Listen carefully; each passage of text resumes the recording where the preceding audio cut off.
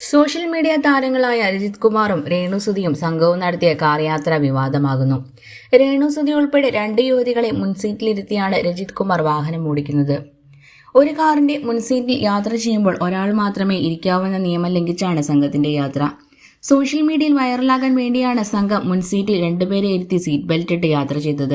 നിയമം തെറ്റിക്കില്ല എന്ന് പറഞ്ഞാണ് ഓൺലൈൻ മീഡിയയ്ക്ക് മുന്നിൽ 2 പേരെ ഒരു സീറ്റിലിരുത്തി സീറ്റ് ബെൽറ്റ് ഇട്ട് യാത്ര ആരംഭിക്കുന്നത്. പുറകിലെ സീറ്റിൽ ഇരിക്കാൻ ഇടമില്ല, അതാണ് മുൻസീറ്റിലെന്നാണ് ഇവരുടെ പക്ഷം. സംഭവത്തിന്റെ വീഡിയോ ദൃശ്യങ്ങൾ പുറത്തു വന്നതോടെ വ്യാപക വിമർശനമാണ് ഉയരുന്നത്. ഇവർക്കെതിരെ കേസെടുക്കണമെന്നാണ് നെറ്റിസൺസിന്റെ ആവശ്യം. MVDയെ ടാഗ് ചെയ്താണ് ആളുകൾ ഇക്കാര്യം ആവശ്യപ്പെടുന്നത്. അതേസമയം രേണു വേറിട്ട ലുക്കിലെത്തിയ വീഡിയോയും വൈറലായിരുന്നു. സ്കൂൾ കുട്ടിയായി യൂണിഫോമിൽ തിളങ്ങുന്ന രേണുവാണ് പുതിയ വീഡിയോയിലുള്ളത്. തന്റെ ഇൻസ്റ്റഗ്രാം പേജിലൂടെയാണ് രേണു വീഡിയോ പങ്കുവച്ചിരിക്കുന്നത്. ഒരു പരസ്യത്തിന്റെ ഭാഗമായിട്ടാണ് സ്കൂൾ കുട്ടിയായി രേണു അഭിനയിച്ചിരിക്കുന്നത്. മികച്ച അഭിപ്രായമാണ് വീഡിയോയ്ക്ക് ലഭിക്കുന്നത്.